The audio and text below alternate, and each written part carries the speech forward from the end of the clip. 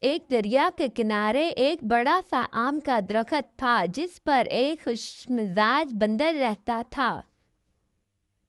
واہ، آج آم کتنے میٹھے ہیں، یہ تو میرے لیے ہی پکے ہیں۔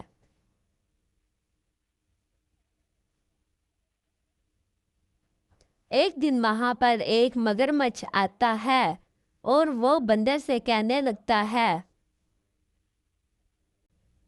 ہیلو بھائی، کیا میٹھے آم کھا رہے ہو؟ بندر بولا، ہاں بھائی مگرمچھ، اور تم بھی کھاؤ، میں کچھ آم نیچے پھینک دیتا ہوں۔ مگرمچھ جاتا ہے اور آم کھانے لگتا ہے۔ آم کھا کر وہ بہت زیادہ خوش ہو جاتا ہے۔ یوں بندر اور مگرمچھ کے درمیان بہت زیادہ اچھی دوستی ہو جاتی ہے۔ ہر روز وہ باتیں کرتے، ہنستے اور آم بانٹ کر کھاتے۔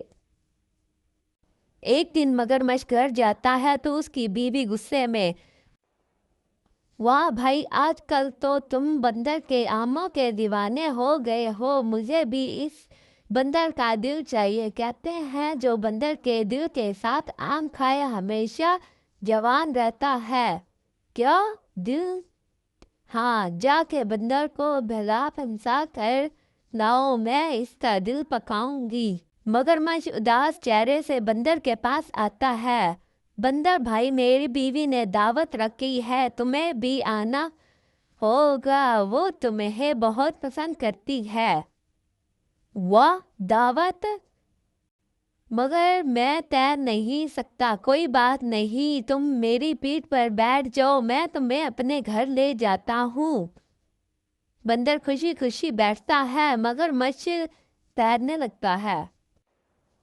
بندر بھائی، سچ تو یہ ہے کہ میری بیوی تمہارا دل کھانا چاہتی ہے۔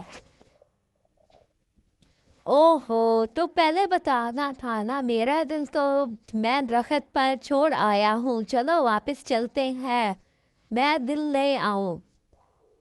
مگرمچھ بے وقوفی میں مان گیا اور واپس درخت کے پاس آ گیا۔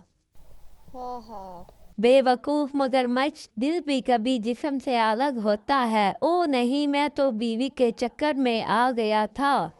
یاد رکھو دوست، عقل سب سے بڑی طاقت ہے۔